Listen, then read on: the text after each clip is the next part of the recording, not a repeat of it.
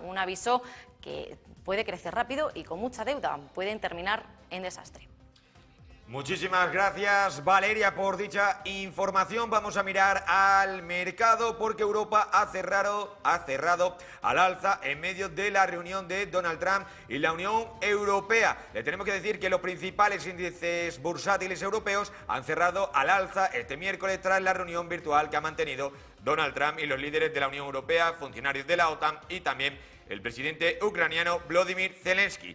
Los inversores también están pendientes de la próxima cumbre que va a tener lugar el viernes entre Putin y Donald Trump en Alaska. Al cierre de la jornada, el índice del K40 avanzó un 0,66%, por su parte el DAX 40 alemán también subía un 0,57%, el Eurostock 50 subió un 1,01%, mientras que el FTSE 100 avanzó un 0,54%. El euro, eso sí, se apreció un 0,39% frente al dólar y cotizaba a 1,17 dólares. Al mismo tiempo, la libra avanzaba un 0,55%, cotizando, eso sí, a 1,35 dólares. Bueno, vamos a mirar detenidamente los principales índices bursátiles antes de darle más información, y le tenemos que decir en primer lugar que, por ejemplo, el Eurostock, como le hemos dicho, ha subido el Eurostock, marcando un precio actualmente de mercado de 5.388 euros. Aparte de eso, el K40 francés, por ejemplo, el K40 francés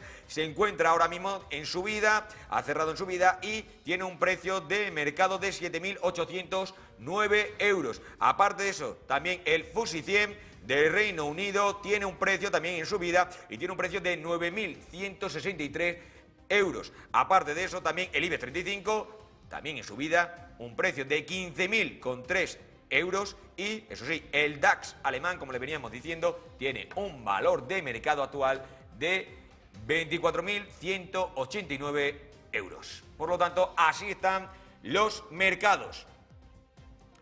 Aparte de eso, le tenemos que contar la noticia de última hora que se los veníamos diciendo, noticia que apunta al medio Axio, y es que el presidente de los Estados Unidos, Donald Trump, le habría dicho a su homólogo ucraniano Zelensky durante su llamada en el día de hoy que se necesitarán intercambios territoriales entre Rusia y Ucrania para lograr un acuerdo de paz. Es lo que ha informado la agencia Axio hace escasos minutos. Por otro lado, el presidente estadounidense ha enfatizado que no puede tomar decisiones definitivas sobre asuntos territoriales porque no es de la región. El supuesto comentario se hace eco de declaraciones similares realizadas previamente por Trump, quien recalcaba la importancia de las negociaciones directas entre Moscú y Kiev para lograr una solución duradera al prolongado conflicto. Decían dos fuentes familiarizadas con la llamada entre los presidentes, Trump dijo que son Putin y Zelensky quienes tienen que discutir los territorios entre sí y no él, es decir, no el presidente de Estados Unidos. Pero eso sí, según las dos fuentes que le habían dicho a Axio, habrían confirmado que Trump le habría comentado en un principio a Zelensky que se van a tener que necesitar intercambios de tierra de Ucrania y Rusia para llegar a un acuerdo de paz.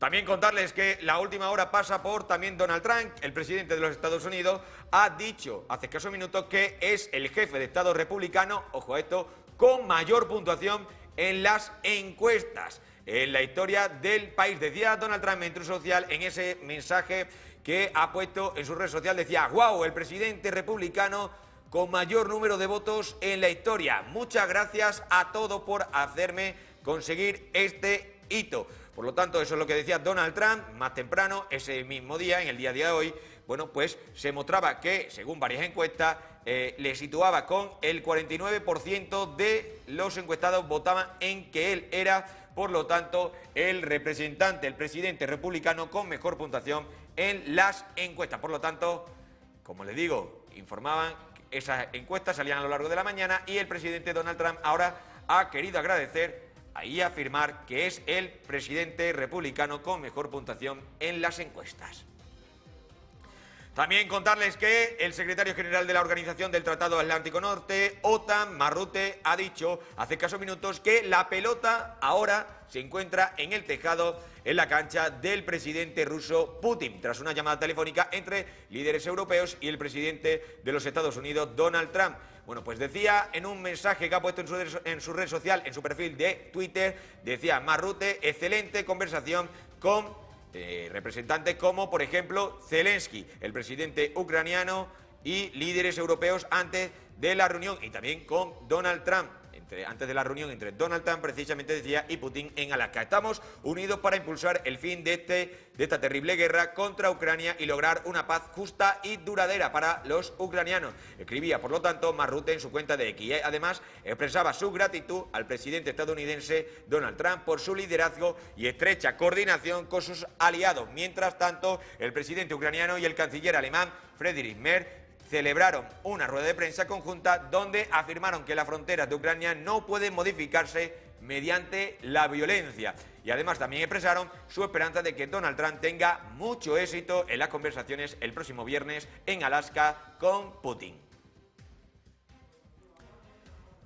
Y contarles también que el primer ministro británico Keir Starmer ha reafirmado hace escasos minutos también el apoyo inquebrantable de su país, de Reino Unido, a Ucrania durante una llamada entre el presidente de Estados Unidos, Donald Trump, y líderes europeos que tuvo lugar hoy temprano, en esta tarde, en Berlín. Decía precisamente las declaraciones de Starmer, decía el presidente. Las fronteras internacionales no deben modificarse por la fuerza y Ucrania debe contar con garantías de seguridad sólida y creíble para defender su integridad territorial como parte de cualquier acuerdo, declaraba, eso sí, la oficina de Downing Street tras la llamada telefónica que habían mantenido los altos dirigentes. Además, añadía, desde el gobierno de Starmer se dice que Europa está dispuesta a apoyar esto y seguirá trabajando junto al presidente Donald Trump y el presidente ucraniano Zelensky por una paz justa y duradera en Ucrania. Además, todos los líderes expresaron su gratitud a Donald Trump y agregaron que esperan volver a hablar después de la cumbre en Alaska del presidente estadounidense con su homólogo ruso Vladimir Putin, que, como les digo, va a tener lugar el viernes en Alaska, y eso va a repercutir después en lo que pase con Estados Unidos y sobre todo con Rusia y Ucrania. Bueno, pues tenemos que poner la vista ahora mismo en una rueda de prensa que va a comenzar y que va a hablar el presidente Donald Trump, quien está siendo el hombre de esta tarde, porque de él depende todo lo que vaya a ocurrir en gran parte futuramente en el territorio ucraniano, en el conflicto entre Ucrania y Rusia. Bueno, pues vamos a ir ya con esa señal en directo con Donald Trump, que ha visitado el centro Kennedy. Vamos a ver qué dice el presidente americano y si sobre todo confirma la noticia del momento, la noticia de la tarde. Y es que, como les vengo diciendo, según ha apuntado Axios, les vengo a decir que Donald Trump le habría dicho en esa llamada a Zelensky que se van a tener que necesitar intercambios de tierra para llegar a un alto al fuego. Por lo tanto, vamos a ver si en esas declaraciones el propio presidente americano confirma o desmiente dicha información. Vamos con ese directo.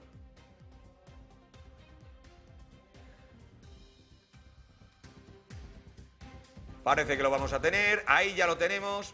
A very exciting project. We're going to do something that will go rapidly, relatively inexpensively, and we'll make it better than it ever was, frankly. It'll be something that people are going to be very proud of. Along with, in the bigger picture, a place called Washington, D.C. That is the bigger one, and we'll talk about that in a little while. But let's talk about right now the Kennedy Center, and I'm delighted to be here as we officially announce the incredibly talented artists who will be celebrated later this year at the 2025 Kennedy Center Honors. It's going to be a big evening. I've been asked to host. I said, I'm the President of the United States. Are you fools asking me to do that? Sir, you'll get much higher ratings. I said, I don't care. I'm President of the United States. I won't do it.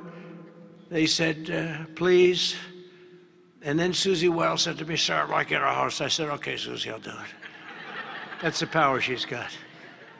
But I just, so I have agreed to host. Do you believe what I have to do? And I didn't want to do it, okay? They're going to say, he insisted. I did not insist. But I think it will be quite successful, actually. It's been a long time. I used to host the Apprentice finales, and we did rather well with that.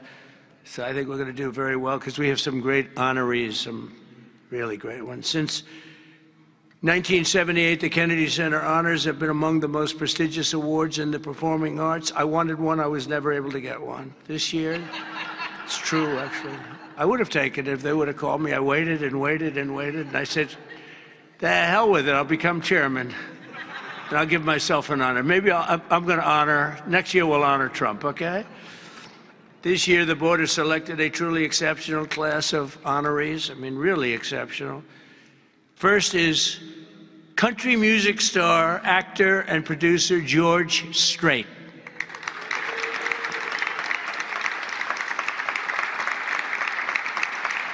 Great. Over an extraordinary 4-decade career, George has sold more than 120 million records worldwide, amassed 60 #1 hits, wow, and produced 33 platinum certified albums, more than any other living American. That is amazing. He's believed by millions of people to just be as good as you can get, and he's beloved by hundreds of millions of people all over the world. He's really something, and they call him the king of country, and we know him very well, George Strait. Okay. Please. Oh, and it looks nice. You're a good-looking guy. I hope he still looks like that. Second is actor, singer, philanthropist, and star of the Broadway stage. One of my favorite talents. I think he's one of the greatest talents I've ever actually seen. I've always said, and just so we don't get in trouble, I'll say among the greatest artists in the world are the Broadway London actors, back and forth. That's all they want to do, is they want to do Broadway and they want to do London. They want to do 8 shows a week, including matinee on Wednesday. And if you said make a movie, they can't even think about it. If you say go on television, they don't want to. All they want to do is be on the stage, the live stage, and it's amazing. But I've always said that the most talented people. And this man may be the most of all. Michael Crawford is being honored. Michael was born in England in 1942. He made his Broadway debut in 1967. I was there. I shouldn't say that, but I was there. It seems like a long time ago. And he became an international sensation in the 1980s for his original portrayal of the Phantom of the Opera, one of the greatest ever, ever, ever, ever. You don't see him like that very often. Winning him the esteemed Tony Award for Best Actor in a Musical. He's won so many awards. Michael is truly a generational talent, had a voice that was unbelievable. It was unbelievable. There's never, I don't know, it's, Luciano Pavarotti had a very different voice. The power was incredible, magnificent. Michael had a different kind of a voice. These are just unbelievable talents. But Michael is very special and one of the greatest roles in the history of Broadway. And nobody did it like him. Michael Crawford, thank you very much. Great guy.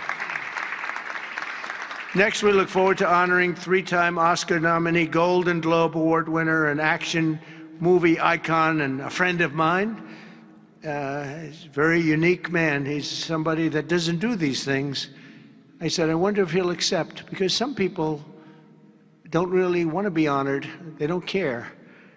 But he was very honored to be honored, I will tell you. He's a very special guy. A real talent, never been given the credit for the talent. There was nobody else could have done the roles that he did like he did. I'm not even close, and they've tried, and they didn't work out too well. His name is Sylvester Stallone.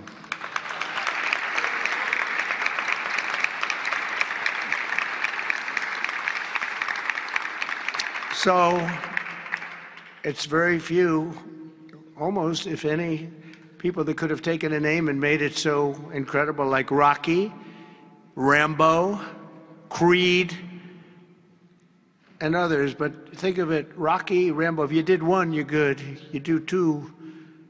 And I'll never forget, I was a young guy, and I went to see a thing called Rambo, and it had just come out. I didn't know anything about it, but I was in a movie theater, like we used to go to movie theaters a lot, and I said, this movie is phenomenal, what the heck? And that turned out to be a monster. Rocky is Rocky. I mean, the way that happened, you know, Sly had no money, nothing, and he went around, and everybody wants to do a boxing movie. It's the most, you know, probably more than any other type of character, boxing, always boxing, it's so great. And there's rarely been anything like this one. John Voight did a great one, as you know. Champ, great. I think that was right there, too. John Voight's a phenomenal person, phenomenal actor. But Sly came in and he had no money. He wrote a script, along with thousands of other people writing scripts on a boxer. And for some reason, a studio picked up this and liked it. And Sly he's in an old car that he came in from Brooklyn, or someplace in New York, but I think Brooklyn. It barely made it to California. He was sleeping in the car. I mean, he had nothing. And he wanted control over who the actor was going to be, because he said it can't be successful if you're going to pick a movie actor with a bad build, okay? A nice face, but a bad body. And he said, I can't have these guys, because he's a tough cookie, and he knew exactly what it took. He knew what a boxer's body was. So they brought him one, and I won't tell you who it was, but it was a big name, but the chest wasn't exactly what you need. One shot, and your heart would pop out. That wasn't too good. Then he did another one. He was fat, sloppy, but had a good face. Then he did another one, and another one, and another one. And he turned it down. He wouldn't take $1 million. He wouldn't do it. And it turned out that when they saw him, they said, you know, you'd be actually pretty good for this role. And he had never done this before, anything like it. But think of it, he turned down $1 million. He had nothing. He refused to let somebody else play. He didn't want to play it. He wasn't originally, he did it as a writer. But he ended up playing it because he couldn't find anybody else that fit the role. And who knew what would have happened? He's become a legend of the silver screen, a true legend, and he's a great guy. He's a little bit tough, a little bit different, I will tell you. He's a little tough guy. But he's a phenomenal person with a phenomenal wife and family. Incredible wife, incredible family. His film's grossing more than $7.5 billion, which is either a record or very close to it. I can't imagine anybody doing more. If you add up Rambo and Rocky and these others, I can't imagine anybody doing much more. 7.5 billion worldwide over the course of 6 decades. And Sly is a pillar of the really American pop culture and a Hollywood superstar like few others, and one of the biggest names on the Hollywood Walk of Fame. In fact, the only one that's a bigger name on the Hollywood Walk of Fame, they say, is a guy named Donald Trump. I'm on the Hollywood Walk of Fame too, if you can believe that one. But he's amazing. He's really amazing. And he's actually a great actor. Fourth will be together celebrating one of the most revered singers of the American disco era, Gloria Gaynor. Best known for her chart-topping 1978 hit, I Will Survive. Gloria won the 1980 Grammy for Best Disco Recording, and her song was inducted into the National Recording Registry in 2016. 4 decades later, Gloria won a second Grammy in 2020 for her gospel album, Testimony, which is incredible. Truly a historic achievement, not only in terms of the years that have gone by to be great that long, but to have the two top of anything in that span of time, and with that kind of period between, is pretty amazing. But I will say that I Will Survive is an unbelievable song. I've heard it, you know, like everyone else here, thousands of times. And it's one of those few that get better every time you hear it. and nobody can sing it like her. And that's an honor. So, Gloria Gaynor, thank you. Thank you very much. And finally, we'll be honoring one of the greatest rock bands of all time, KISS.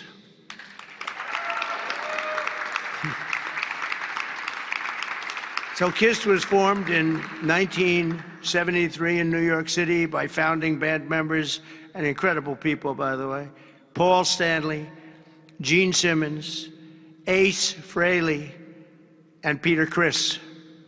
KISS became a global phenomenon, sold more than 100 million records worldwide, and produced 30 gold albums and lots of other things they produced. They made a fortune. And they're great people, and they deserve it, and they work hard, and they're still working hard, and it's an honor to present KISS. Thank you very much. Got it? Yeah. Thank you. And they're going to do something very special. KISS is going to be here on a little bit before the show. I think they're going to do something very special. We're going to have a good time. The 48th Kennedy Center honorees are outstanding people, a standing group, incredible. We can't wait to celebrate the Kennedy Center honors. It'll be in December. It'll be on CBS. In a few short months since I became chairman of the board at the Kennedy Center, we have completely reversed the decline of this cherished national institution. It was being run down. Money wasn't being spent properly. They were building things they shouldn't have built that nobody wanted instead of taking care of the great gem that it is. You look at the marble, look at the quality of the marble, and the things that with a little fix-up and a little work, we can make it unbelievable. These columns, when you see them the next time, they'll be magnificent. I mean, we have some great plans for this. The bones are so good. The bones of a building, if you don't have the bones, you might as well forget it. I'm working on another building, a thing called the White House. We're fixing it up so beautifully. It needed it. It's been many, many years since it's been properly taken care of. It's incredible. One of the great places of the world. Maybe, I mean, truly, to me, is there anything else even close? But we're doing that and doing some other things, and we're going to also fix up a place called Washington, D.C. We're going to make it so beautiful again. We're going to be redoing the parks, redoing the grass. You know, grass is a lifetime like people have a lifetime. And the lifetime of this grass has long been gone when you look at the parks where the grass is old, tired, exhausted. We're going to redo the grass with the finest grasses. I know a lot about grass because I own a lot of golf courses, and if you don't have good grass, you're not in business very long, Lindsey Graham. By the way, you have very good poll numbers, Lindsey. I just saw. Congratulations. But a few short months ago, I became chairman of the Kennedy Center, and we completely reversed it. We reversed what was happening. We ended the woke political programming, and we're restoring the Kennedy Center as the premier venue for performing arts anywhere in the country, anywhere in the world. This has the potential to be anywhere in the world. We're going to make it something that people can't even believe. We have some unbelievable plans, and ultimately it's about the talent you get, though. You know, you can have a beautiful building, you can have nice marble walls, you can have nicely done columns, as I was saying, but if you don't have the talent on the stage, and we're going to get the best talent in the world. To that end, the world-renowned musical Les Mis had a phenomenal 5-week sold-out run this summer, beat projected revenues by 35%, and we've raised over $10 million in private funds from a lot of generous donors, and we closed the $26 million budget shortfall that they had before we got here. And with the help of Congress, we secured the critical funding necessary to rebuild the building, and we're going to get all brand new, highest level seats, magnificent seats, and it's going to be all new. We could have taken the existing ones and do a little paint job, a little fabric, but it's not the same thing. So we'll be taking out next season. All of the seats will be taken out. The room is being completely rebuilt, and I just want to thank the Republicans in the Senate, headed by Lindsey. In that case, Lindsey was she's a big fan of this building, And they got a record $257 million that's going to go toward renovations that building really needs, and all of the exterior is going to be incredible. It's going to be exciting. So I thank you very much, and thank all of your Republican senators. I don't think we had too many Democrat votes, probably. You never have. We don't have Democrats voting even for crime. But I shouldn't make this political, because they made the Academy Awards political and they went down the tubes. So they'll say, Trump made it political. But I think if we make it our kind of political, we'll go up, okay? Let's see if I'm right about that. But I want to thank the executive director for an incredible job. He's done great. He's been with me for just about the beginning, and everything he's touched has been good. He was on high intelligence. He worked in low intelligence and high intelligence. He did better with the high intelligent people, but he's been fantastic. He's the executive director, Rick Grinnell, for his work. Thank you very much, Rick. Unbelievable job. And as well as Lindsey and all the people that helped us in Congress, I want to thank, and the Senate has been incredible. By the way, Leader Thune has been unbelievable, and Speaker Mike Johnson. These are great people. What we're doing with the great big beautiful bill is you're going to see a whole different country. You're seeing it already. We're coming in where the trillions of dollars is coming in from tariffs from all over the world, from countries that took advantage of our country. They thought we were children. They took advantage of us for decades, and now the money is flowing to us, and we've become the hottest country anywhere in the world. But the Kennedy Center board members, many of whom I knew, and many of whom I put on the board, and it's as good a board as I've ever seen.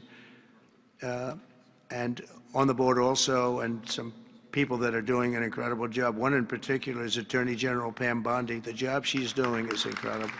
Thank you very much. Long beyond the Kennedy Center. The Kennedy Center is the easy part. She's incredible, and you're going to see a big change in Washington crime stats very soon. Or not the stats that they gave, because they turned out to be a total fraud. The real stats, the stats went through the roof. You know, they had a man that was forced to put up stats like they were doing better. They're not doing better. Crime is the worst it's ever been, but it started as of about yesterday. You see a big change, and people are feeling safe already. I've had so many calls, thank you, sir, thank you. They were afraid to walk out. They're not afraid anymore. And this will be like the border. We started off with millions and millions of people coming in from all over the world, gang members and people from jails. They were unloading their jails into our country. All over the world they were coming, drug dealers. They came from Africa, they came from Asia, they came from South America, Venezuela in particular. They were coming in, Trinidad, and the toughest people you've ever seen.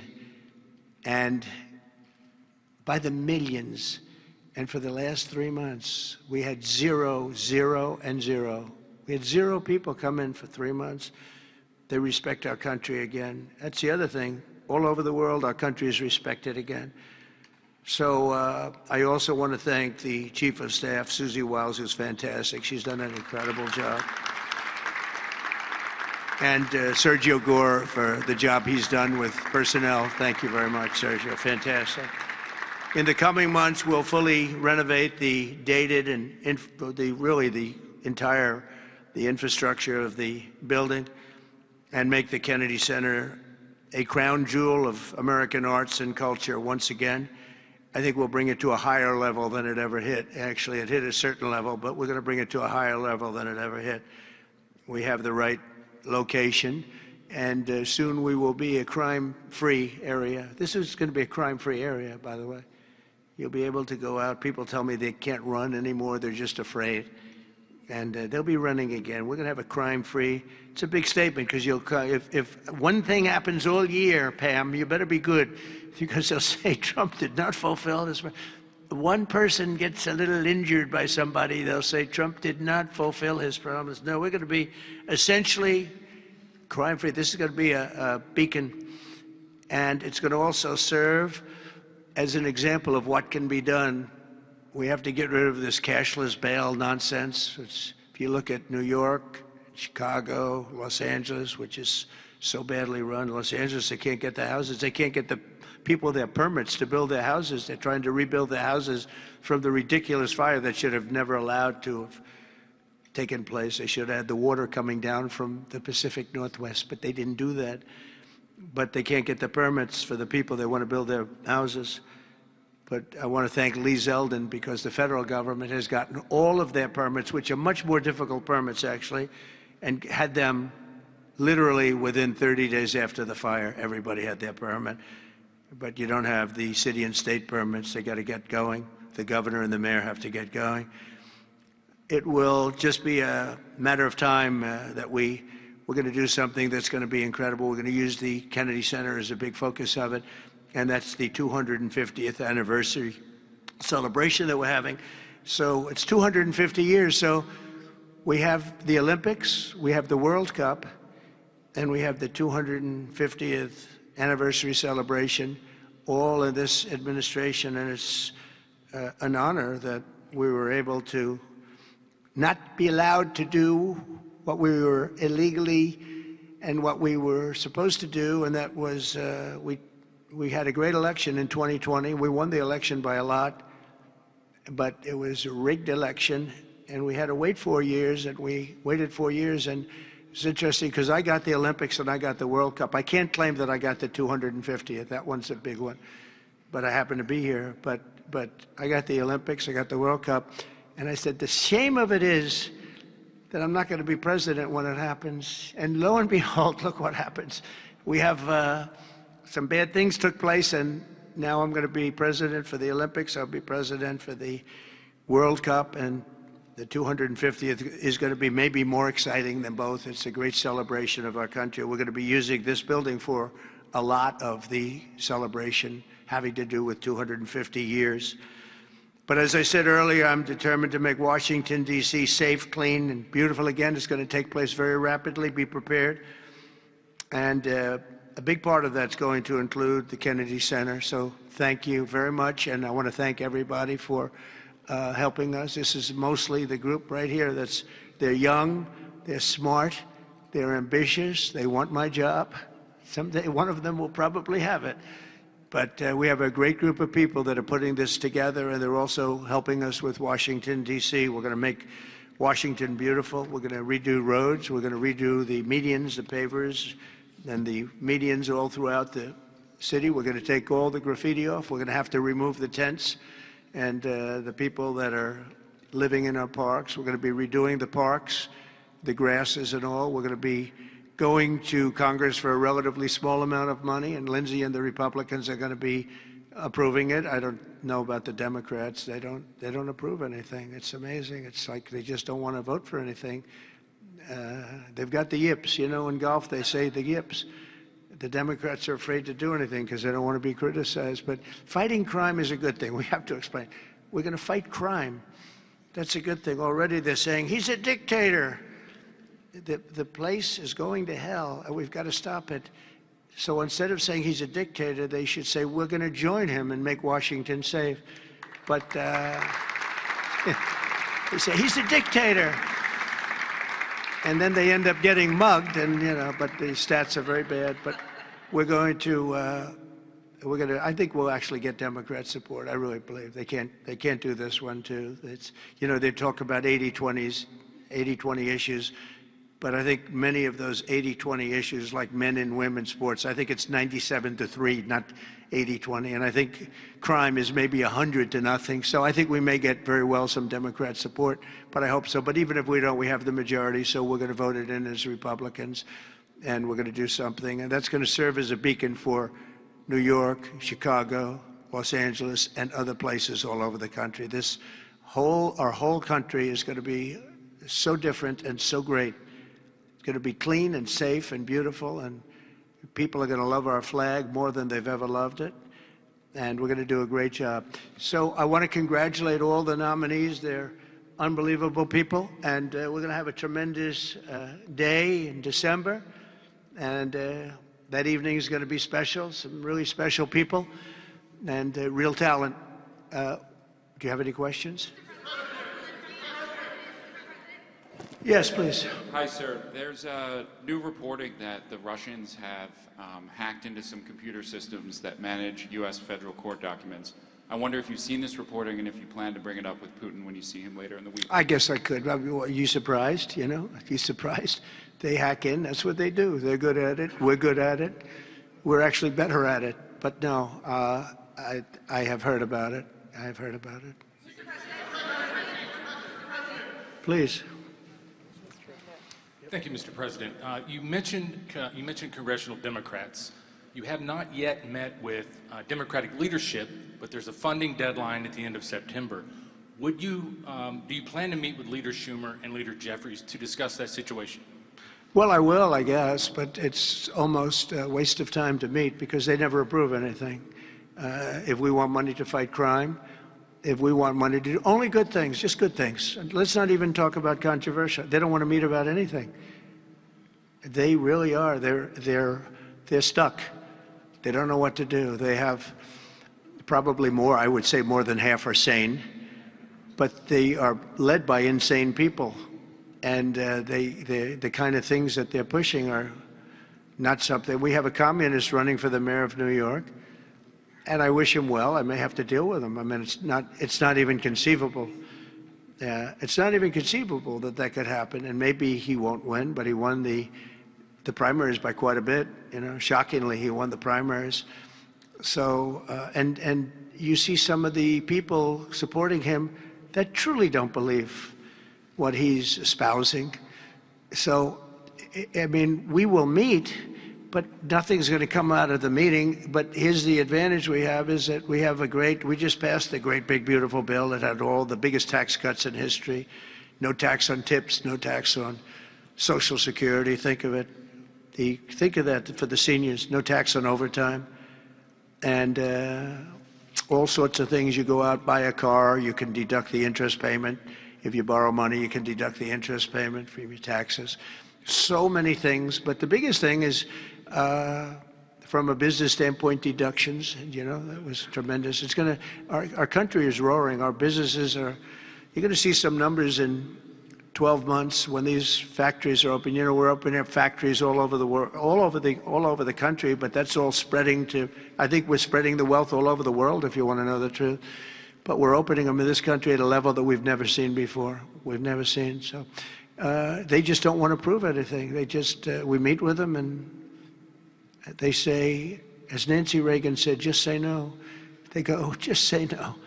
They're afraid to approve anything. If we say, we want to stop crime in this country, or as an example, bail, we want to make it so that people, if they murder somebody, they're in jail. They don't get out on no bail. They say, we don't want that. We want people to murder somebody and they immediately are released and they go out and murder somebody else. It's a big problem, a tremendous problem. By the way, we're going to go for statutes in D.C. and then ultimately for the rest of the country where that's not going to be allowed. Because it was when they did the cashless bail thing that the numbers really started going up. In this city, in New York, in Chicago, in Los Angeles, no matter where they have it, the numbers went through the roof. So we're going to meet with them, of course. I'd like to meet with them. We're going to tell them all these good things, and they're going to tell us no. And then we're going to go out and we're going to vote it in by the Republicans, because I don't believe that anybody is capable of making a deal with these people. They have gone crazy. Go ahead. Thank you, Mr. President. Thank Your federalization of the police has a 30-day limit unless Congress acts to extend it. Are you talking to Congress about extending it, or do you believe 30 days is sufficient? Well, if it's a national emergency, we can do it without Congress, but we expect to be to Congress, before Congress, very quickly. And again, we think the Democrats will not do anything to stop crime, but we think the Republicans will do it almost unanimously. So we're going to need a crime bill that we're going to be putting in. And it's going to pertain initially to D.C. It's almost, we're going to use it as a very positive example. And we're going to be asking for extensions on that, long-term extensions, because you can't have 30 days. 30 days that's by the time you do it. We're going to have this in good shape. And don't forget, in the border, everyone said it would take years and you'd have to go back to Congress. I never went to Congress for anything. I just said, close the border. And they closed the border. and that was the end of it. I didn't go back to Congress. We're going to do this very quickly, but we're going to want extensions. I don't want to call national emergency. If I have to, I will. But I think the Republicans in Congress will approve this pretty much unanimously. Please, go ahead. Thank you, Mr. President. Would you encourage members of the press to do ride-alongs with the D.C. police to understand how serious this crime issue is? It's okay to me if they want to do it. We're going to work with the D.C. police. A lot of very good people in there. Not all, but a lot of very good, very, very professional. And, you know, we have a big force. I think they said 3,500. They're always asking the mayor, who's a very nice woman, but got to do the job. You know, we've worked with the mayor for 6 months, and she's been here for many years. And the numbers are worse than they ever are. Don't let anyone tell you they're not. And the whole statistical charts that they made, the whole thing is a rigged deal. They got rid of the guy because he didn't want to do the numbers the way they wanted to, and they put their own numbers out. They said it's the best in 20 years. No, it's the worst in 20 years. But we're going to be very open about what we're doing. So if the media wants to ride with police, if they want to do it, if they feel it's safe, that would be okay. Yeah, please, go ahead. Sir, with President Zelensky. Thank you, Mr. President. Mary Margaret with Daily Wire. 2 questions on D.C., if that's okay. How do you feel about Mayor Bowser's level of cooperation and her choosing to advocate for D.C.'s statehood right now? And well, the statehood, let me do that one. Okay. Statehood is ridiculous. We want to straighten the place out. Statehood's ridiculous. It's unacceptable. It's the Democrats want it because the Democrats have, about 95% in this little area. Even I didn't get it very much. They want that. They want to pick up 2 senators, and it's not going to happen. It's not going to happen. And that's the least of the reasons why, by the way, but that's one of the reasons why. What we want to do is make Washington, D.C., the greatest, most beautiful, safest capital anywhere in the world, and that's going to happen. I mentioned the word bones before. The bones here, the bones, we have the greatest bones. When you look at that Supreme Court building, I think it's one of the most beautiful buildings.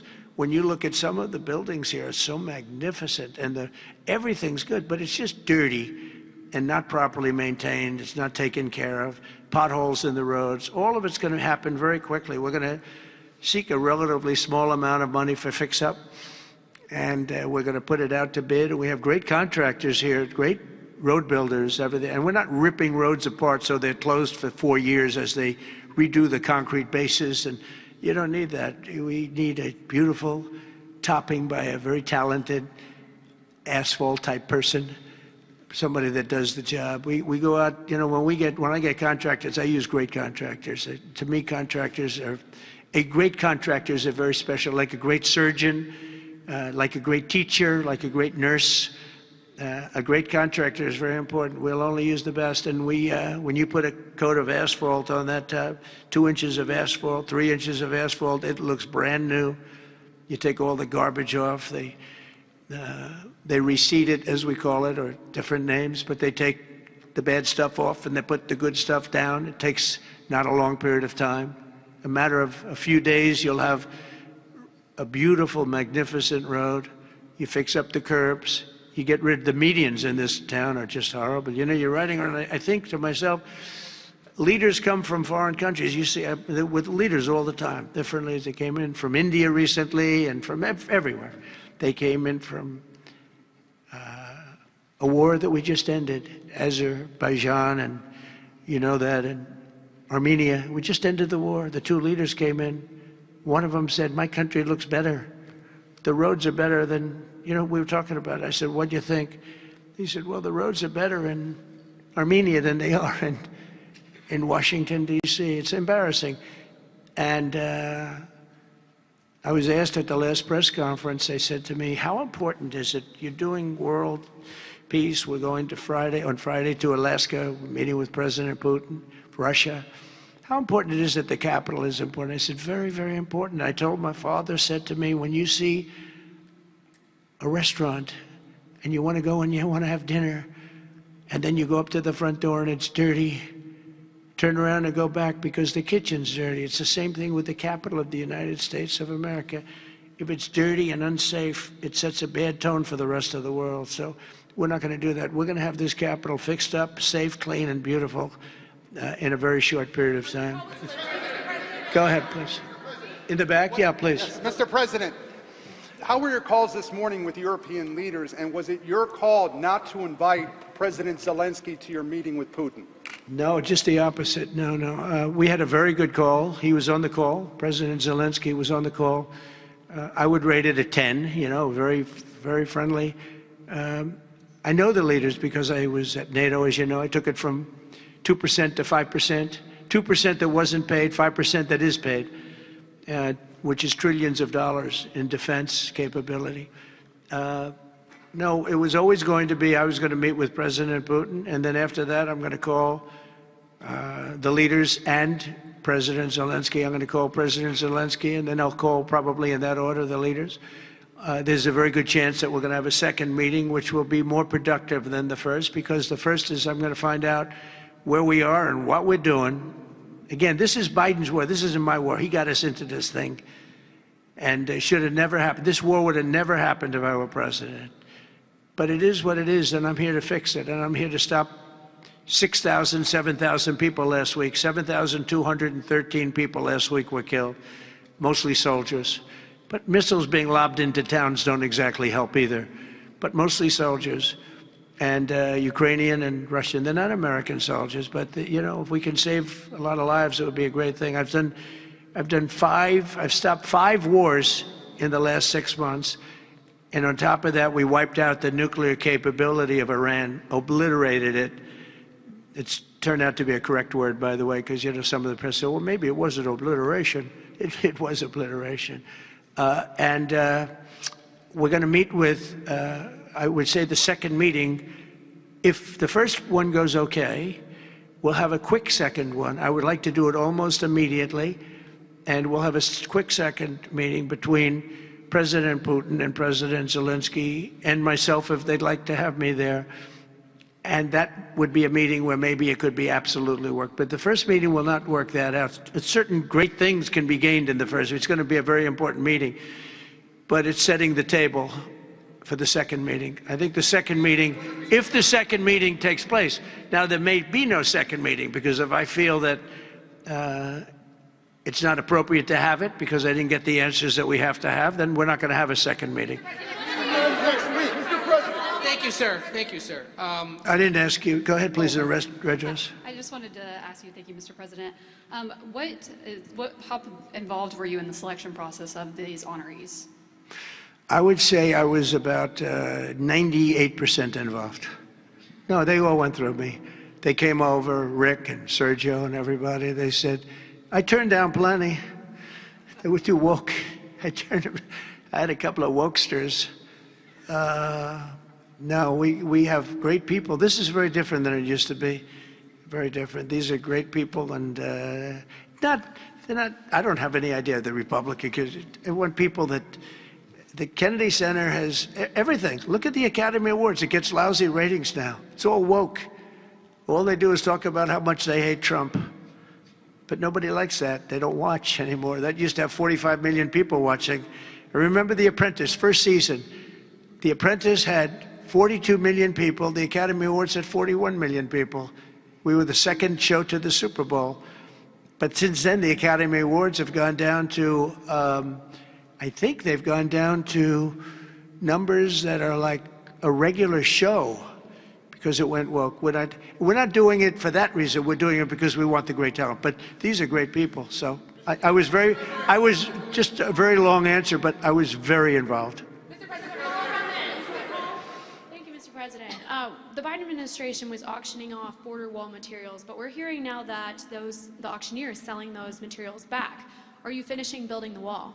Well, I built hundreds of miles of wall, and I was getting very close. I actually finished the wall, but then I added another 200 miles, because when you do the original wall that I said I was going to build, which I got built, and I got it to the specifications of the Border Patrol and ICE, the exact. They wanted steel, they wanted concrete inside, they wanted rebar inside that, they wanted it to have wires. The walls are wired for, you know, all of the internet stuff and security things.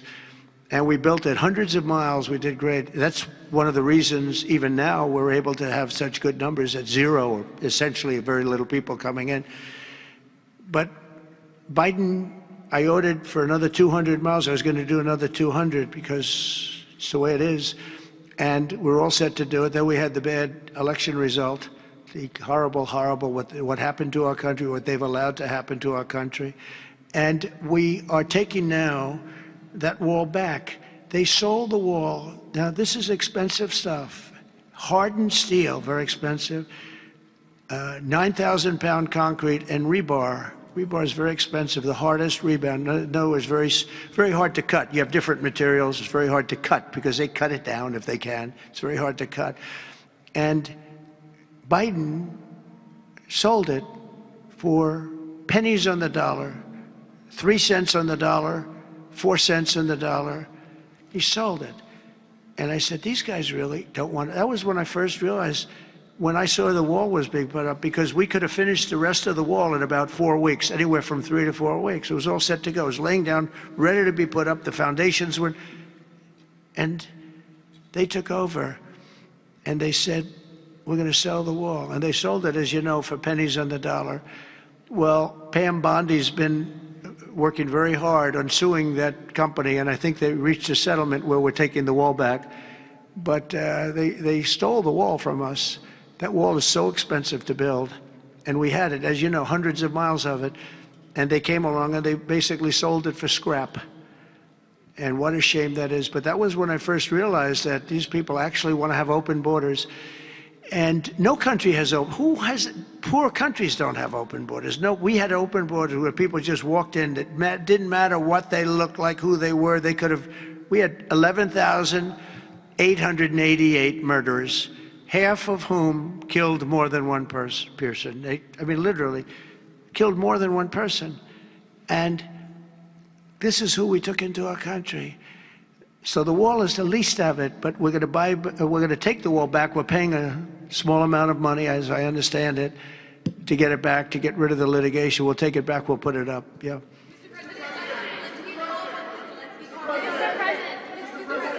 Go ahead in the back, please. I want to take it back to the Kennedy Center, if I can, just for a second, Mr. President. Sure. From what I understand, the Les Mis show exceeded everyone's expectations. Attendance, revenue, across the board. That's great. Do you anticipate future shows to basically do the same? I like that guy. Now, that's called a question, okay? And he's a great reporter, actually. Thank you very much. I appreciate it. Yeah, it did great. Les Mis did great, broke records, and was sold out and beautiful. And we anticipate a lot of that happening. There's a thirst for it. And especially when the crime is knocked out. You know, when we knock out crime, some people probably stay away from places like restaurants and other things. It ruins your whole fabric. It ruins your country. And when somebody thinks they have about a 25% chance of getting mugged, they say, let's not go to restaurants tonight. We're going to make it so that they have no chance of getting mugged. And it's going to happen soon. And yeah, we think we're going to have a lot of very successful evenings here. Please. Will Russia face any consequences if Vladimir Putin does not agree to stop the war after your meeting on Friday? Yes, they will. Yeah. What will the consequences there will be be? consequences. Sanctions, tariffs? There will be, I don't have to say, there will be very severe consequences, yes. Yeah, please. Can I ask you a question about the Fed? Right next to you, please, yeah. About the Federal Reserve. Oh, Federal Reserve, my favorite. Too late. He's too late. You're considering suing Jay Powell. Can you update us on your thinking about that and tell us where you are in your search for a new chair? Well, he took a building that could have been painted and fixed, like we're going to fix this building for very little money. And that was in better shape. He took a building and what they did to that building, they built a basement under the building. It didn't have a basement. This is simple to understand. The building is right next to a thing called the Potomac River, the beautiful Potomac River. That means lots of water. And the water is right under the building. And they decided to build a basement under the building in the Potomac River. So in order to do that, you need the biggest pumps that God ever created. and they were pumping their hearts out. But as big as those pumps are, you can't pump it fast enough because it's the Potomac River. If the pump were bigger than this room, you couldn't pump it. But they tried, and they've been building a basement. And I said, why did you want to build a basement? I thought it would be a good idea, sir. A basement is the least valuable floor in a building. I know a lot about real estate. The least valuable thing is the basement. And you don't build a basement under a building that is 2 feet above the river that's right next door. You know, it's right near the river. People don't realize the river's right out their window. And that's the beginning. They did just a terrible job. Instead of, I could take a ceiling like this, they'd rip out the ceiling because they see a crack. Let's rip out the ceiling. And I would fix the crack, and I would paint the ceiling. And under the ceiling, they put the most incredible protective material. They go out by 3/4 inch, brand new, gorgeous 3/4 inch plywood and sheetrock, hardened sheetrock.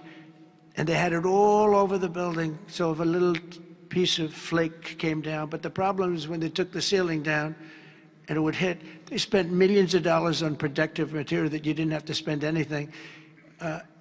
He could have done that job for $25 million, and they spent $3.1 billion. He said 2.7, but it's really 3.1. They just don't want to include one of the buildings in the deal.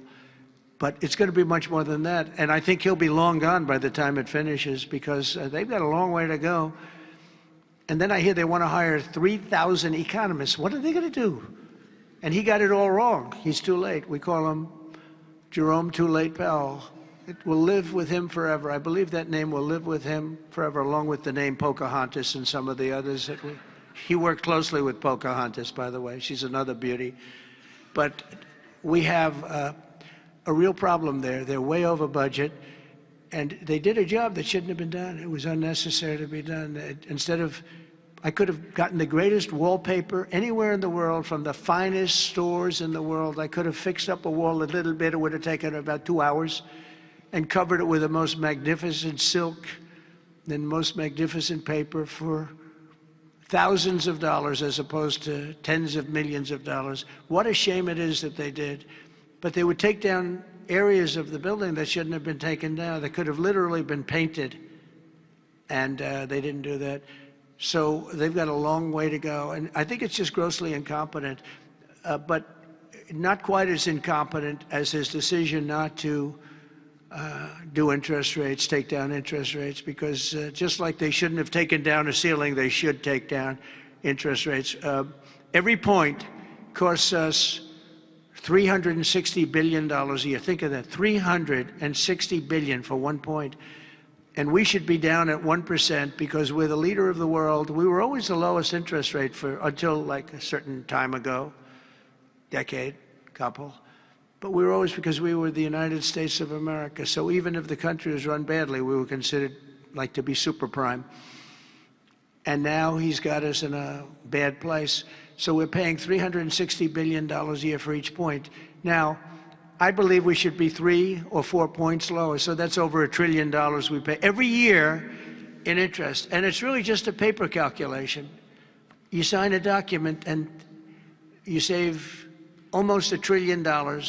Because that number equates very much to the bonds that we have to buy. But despite that, we're powering through it, and we have the greatest economy maybe we've ever had.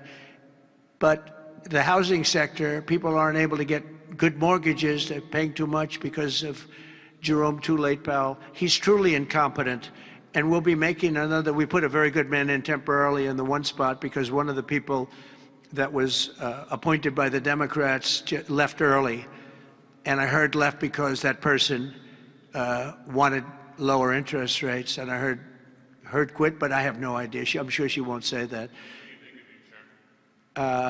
I'll be naming a new chairman sometime within the next. I think I'll name it a little bit early, the new chairman. I'm down to 3 or 4 names, all good, all great. The problem is you name them, and then they turn out to be not good. That's happened to me a couple of times. You name somebody, they tell you everything you want to hear, and then they go in and they turn out to be not good. I mean, he told me everything that I thought was appropriate. He turned out to be a stiff, you know, real stiff. But other than that, I think he's doing a very good job, yes. Okay, maybe one or two more. One or two more. Yes, sir, please. Go ahead. Mr. He looks President. like Scott Bessent. Are you the Treasury Secretary? You don't want me for Treasury. I don't know. You look like you could do a good job. Go ahead. I keep my family budget okay. Sir, when you meet with Vladimir Putin Friday in Alaska, yeah, do you believe you can convince him to stop targeting civilians in Ukraine? Well, I'll tell you what, I've had that conversation with him. I've had a lot of good conversations with him. Then I go home and I see that a rocket hit a nursing home or a rocket hit an apartment building and people are laying dead in the street. So I guess the answer to that is no, because I've had this conversation. I want to end the war. It's Biden's war, but I want to end it. I'll be very proud to end this war along with the 5 other wars I ended. But I guess the answer to that is probably no, because I would have had a good conversation with Vladimir. I knew him very well. I got along with him great, actually. We had I had to go through the Russia hoax.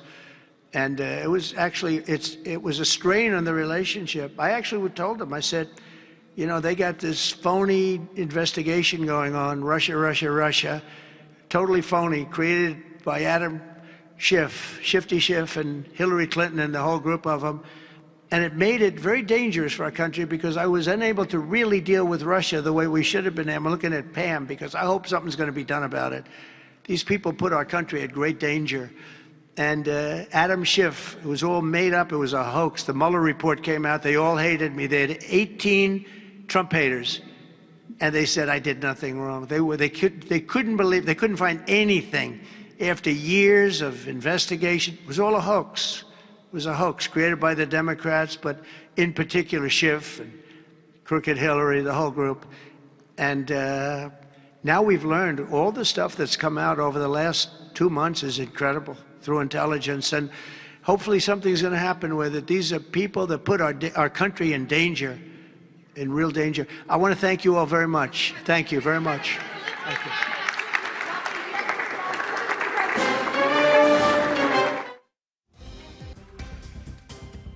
Termina esa comparecencia del presidente de los Estados Unidos de América, Donald Trump, en el Kennedy Center, donde Donald Trump ha dejado bastantes titulares. Le tenemos que contar varias últimas horas relacionadas con lo que ha dicho Donald Trump. Lo primero de todo ello es que el presidente de los Estados Unidos, Donald Trump, ha subrayado en dicha comparecencia que si el presidente ruso Putin se niega a detener la guerra en Ucrania durante su reunión el próximo viernes en Alaska, su país, Estados Unidos, enfrentará, es decir, el país de Putin, Rusia, enfrentará severas consecuencias por parte de Estados Unidos. En declaraciones a la prensa, el jefe de Estado americano no ha especificado qué tipo de consecuencias sufriría Moscú. Sin embargo, ha insistido en que presionaría al país de Putin. Los comentarios surgen tras las conversaciones telefónicas de Donald Trump con los líderes europeos y también con Zelensky, quien se encontraba en el día de hoy en Berlín. Según informes de prensa, el presidente estadounidense le ha comunicado a su homólogo ucraniano, a Zelensky, que podría ser necesario intercambios territoriales.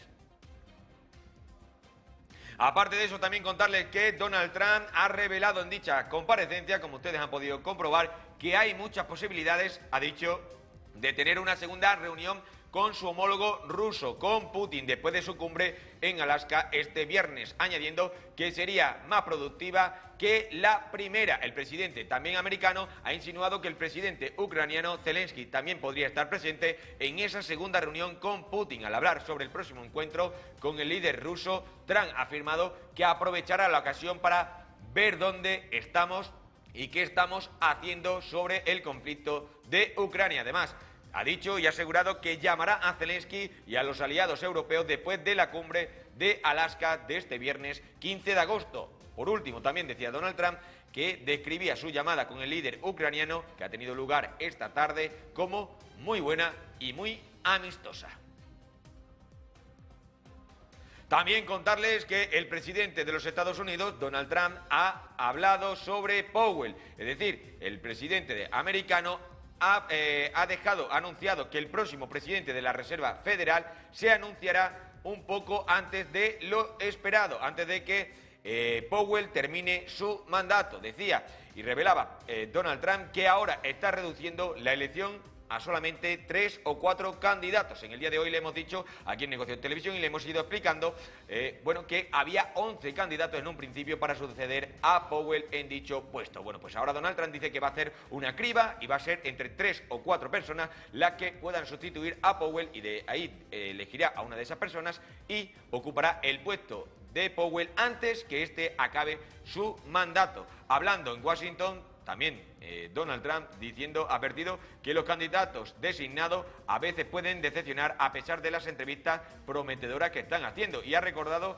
a un candidato elegido anteriormente que resultó ser un estirado, como lo ha calificado, pero que por lo demás hizo muy buen trabajo para la administración americana. Trump también ha reiterado su opinión de que las tasas de interés deberían ser 3 o 4 puntos más bajas, añadiendo que la Fed debería fijarlas en un 1%, calificándolo de realmente solo un cálculo en un papel. Por lo tanto, decía que es simplemente realizar un cálculo en un papel y bajar ese tipo de interés. Y además decía Donald Trump que Powell estará fuera cuando se termine aproximadamente la renovación del edificio de la Reserva Federal. También contarles lo que ha dicho Donald Trump en dicho acto en el Kennedy Center. Ha comentado el presidente americano que destinará 257 millones de dólares a la renovación del centro Kennedy, que se llevará a cabo en los próximos meses. En su discurso en el centro, con motivo de la presentación de los nuevos homenajeados, Trump ha descrito el edificio como uno de los más grandiosos del mundo y ha agradecido al Partido Republicano y al Senado su apoyo en dicha renovación. También señaló que Washington volverá a ser hermoso, prometiendo reconstruir parques e infraestructuras similares. Trump también anunciaba a los músicos, Gloria Gaynor, Kiss, etcétera, y a la estrella también Michael Crawford y a la leyenda de Hollywood Sylvester Stallone como nuevos galardonados con el premio Kennedy Center. Previamente confirmaba Donald Trump que será el anfitrión de la gala, algo que nunca había hecho durante su primer mandato. Y aparte de eso, también contarles, eso sí, les tenemos que contar que Starmer ha dicho, Starmer ha confirmado, el primer ministro británico ha confirmado este miércoles que existe una posibilidad de una solución viable para alcanzar un alto al fuego en Ucrania. Por lo tanto, Reino Unido considera que hay posibilidad de una solución viable para alcanzar un alto al fuego en Ucrania gracias al trabajo que ha realizado el presidente Donald Trump, en lo que al dirigirse a la coalición de la voluntad después de la reunión virtual con el presidente de los Estados Unidos, Starmer ha enfatizado que la oportunidad de un alto al fuego finalmente apareció después de 3 años del conflicto y que el Reino Unido está listo, eso sí, para aumentar aún más la presión sobre Rusia. Hoy les recordamos que se ha celebrado una reunión entre el presidente Trump, Volodímir Zelensky y líderes europeos y de la OTAN en Berlín. Starmer reafirmaba, por lo tanto, el apoyo inquebrantable del Reino Unido a Ucrania y afirmaba que las fronteras internacionales no deben modificarse por la fuerza. Por lo tanto, el primer ministro británico que ha dicho que existe una posibilidad de una solución viable en el conflicto de Ucrania. También contarles que la Organización del Tratado Atlántico Norte, la OTAN, ha anunciado este miércoles que Alemania prometerá 500 millones de dólares para un paquete de ayuda militar con equipo estadounidense para Ucrania a través del programa, eso sí, lista de requisitos priorizados de Ucrania, de la organización. Por lo tanto, decía en un comunicado, el secretario general de la OTAN, Mark Rutte, decía lo siguiente, felicito a Alemania por intensificar su labor una vez más. Esta entrega ayudará a Ucrania a defenderse de la agresión rusa. Alemania es el mayor contribuyente europeo de ayuda militar a Ucrania y el anuncio de hoy subraya aún más su compromiso de ayudar al pueblo ucraniano a defender su libertad y soberanía. Además de este anuncio, sigue las donaciones anteriores realizadas por los Países Bajos y contribuciones conjuntas de Suecia, Dinamarca, Noruega. También, por lo tanto, además de esos países de Noruega, Dinamarca, Suecia, como les he dicho, y Países Bajos, Alemania se suma también a invertir, a dar dinero a el país ucraniano. Y por último, también otra última hora que le tenemos que contar, mirábamos antes de que hablara Donald Trump al mercado europeo, al cierre de la bolsa europea, y decirle una buena noticia, y es que el IBEX 35 ha vivido una jornada histórica al alcanzar los 15.000 puntos. El IBEX 35, por lo tanto, ha recuperado los 15.000 puntos gracias al optimismo global. El selectivo español ha vivido una jornada histórica con datos que no se veían desde el año 2007. Por lo tanto, el IBEX 35 ha vivido hoy una jornada histórica al alcanzar, como les vengo diciendo, nuevamente los 15.000 puntos, un nivel que no tocaba desde el año 2007 y que lo dejaba a la puerta de su máximo histórico de 15.945 puntos. Y con la mirada puesta a la reunión que va a tener lugar el viernes 15 de agosto en Alaska, mucha gente se pregunta por qué se van a reunir en Alaska Donald Trump y Putin, por qué han elegido ambos mandatarios dicha localización. Bueno, pues va a resolvernos dicha duda y nos va a contar por qué nuestra compañera Ana Llorente. Ana, muy buenas tardes, cuéntanos. Buenas tardes, así es, Enrique. Este viernes Alaska será el escenario de una de las cumbres diplomáticas más esperadas del año. Los presidentes de Estados Unidos y Rusia se reunirán allí para resolver el conflicto en Ucrania. Pero la gran pregunta es ¿por qué Alaska? La respuesta tiene que ver con la geografía, la seguridad y la estrategia internacional. Alaska es el estado más septentrional de Estados Unidos. Tiene una posición única. No es la primera vez que acoge encuentros a alto nivel, pero su cercanía a Rusia es lo que en este caso la hace realmente especial. Apenas 88 kilómetros de distancia separan las costas de ambos países y en el estrecho de Bering algunas islas están a menos de 4 kilómetros de distancia. Alaska no siempre fue estadounidense. Hasta 1867 formaba parte del Imperio ruso, hasta que esta fue vendida a Estados Unidos por 7,2 millones de dólares, lo que hoy equivaldría a unos 156 millones. Una cifra que resulta que no pareció una muy buena compra para Estados Unidos. Además, en Alaska siguen vivas ciertas tradiciones rusas, como las iglesias ortodoxas, con unos 80 comunidades. Esto refleja una conexión cultural que, aunque remota, sigue siendo palpable en la vida diaria de muchas personas. Esta conexión, más allá de la historia, más allá de la simple geografía, pues ¿por qué Alaska? Pues hay que destacar que desde la Guerra Fría Alaska ha sido un punto clave para la defensa de Estados Unidos. Fue conocida como la cortina de hielo y a día de hoy lo sigue siendo, albergando instalaciones militares estratégicas que aseguran el control de la región. Otro de los motivos es su aislamiento. La baja población hacen que Alaska sea un lugar para reuniones que requieren de la máxima privacidad y seguridad. Además, como es un territorio estadounidense, no está bajo la jurisdicción de la Corte Penal Internacional, algo muy relevante por la orden de arresto contra el presidente ruso Volodímir Putin. Esto elimina cualquier riesgo legal para la delegación rusa durante su visita. Alaska es también una puerta hacia el Ártico, una región con una creciente importancia y en disputa por las nuevas rutas marítimas que abre entre Asia y Europa y por la que Estados Unidos, China y la propia Rusia se encuentran en disputa. Y no solo eso, además cuenta con importantes reservas de petróleo, gas natural y minerales que la convierten en un punto estratégico para la seguridad de Estados Unidos, lo que hace que su importancia estratégica crezca día a día. La cumbre en Alaska simboliza un puente histórico entre dos potencias con una relación compleja y a menudo tensa. La cercanía geográfica y los lazos culturales, aunque antiguos, ofrecen un marco único para intentar acercar posiciones en este conflicto. Ahora solo queda ver si el viernes Donald Trump consigue convencer a Vladimir Putin para establecer un alto al fuego en Ucrania. Por el momento, Europa y Zelensky han dado todo su apoyo al presidente Donald Trump.